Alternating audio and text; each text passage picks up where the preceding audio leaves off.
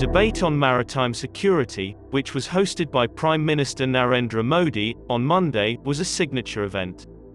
The event focused on UN peacekeeping and counter-terrorism issues. Although virtual, but with this, Modi became the first Indian Prime Minister to preside over a UN Security Council high-level debate.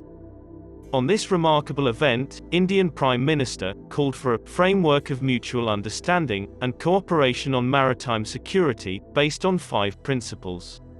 One of which is that maritime disputes should be settled peacefully and in accordance with international laws, something that China has ignored in advancing its claims in the South China Sea. The other 4 basic principles proposed by the Prime Minister were freed maritime trade, jointly fighting maritime threats from natural disasters and non-state actors such as pirates, preservation of the maritime environment, and promotion of responsible maritime connectivity. Several heads of state and government, including Russia's Vladimir Putin, Vietnam's Pham Minh Chinh, and the Democratic Republic of Congo's Félix Antoine Tshisekedi Tshilombo, who is also the African Union's president, as well as U.S. Secretary of State Antony Blinken, attended the debate. After India-led UNSC maritime session, Pakistan threatens to continued militarization, while mentioning India. Pakistan's permanent representative, Munir Akram, sent a written statement, which states that India has nuclearized the Indian Ocean, and continues to induct advanced weapons systems and naval delivery platforms, with hegemonistic designs. He also stated that Pakistan will continue to take all necessary steps to ensure full-spectrum deterrence and national security, on land, air, and sea, in light of these developments. The representative of the constitutionally Islamic Republic, Pakistan, accused India's policies of being driven by an extremist Hindutva ideology, which according to him, pose an immediate and pervasive threat to international and regional peace and security. Pakistan has adopted an ad hominem attack strategy against India, using the term Hindutva in its statements. China launched similar attacks at the meeting, naming the US and Japan directly and indirectly accusing India of intensifying maritime conflicts in the Asia-Pacific region. Beijing's deputy permanent representative, Dai Bing, was the only speaker to single out countries by name at the meeting. He called Washington the biggest threat in the Indo-Pacific region.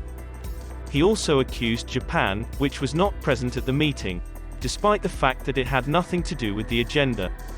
He charged Japan with releasing wastewater from the Fukushima nuclear power plant into the ocean. The Fukushima reactor was hit by an earthquake and a tsunami in 2011.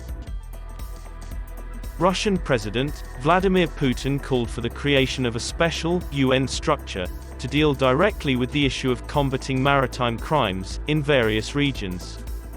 He said, the rise in maritime robberies and hostage-taking was exacerbated by the fact that some countries are unable to fight transnational crime syndicates, pirates, and terrorists on their own.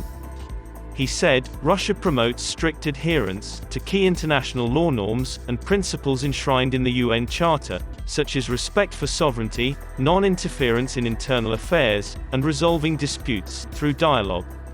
Putin also stated that Russia wished to work with the Indian Ocean Rim Association and the Indian Ocean Commission to develop productive cooperation. Monday's virtual debate is one of the signature events, which brought all countries together for a discussion on maritime security, particularly in the Indo-Pacific region.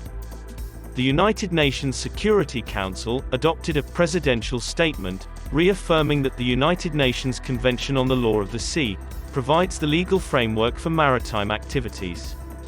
For the debate, Prime Minister Modi outlined a 5-principle framework.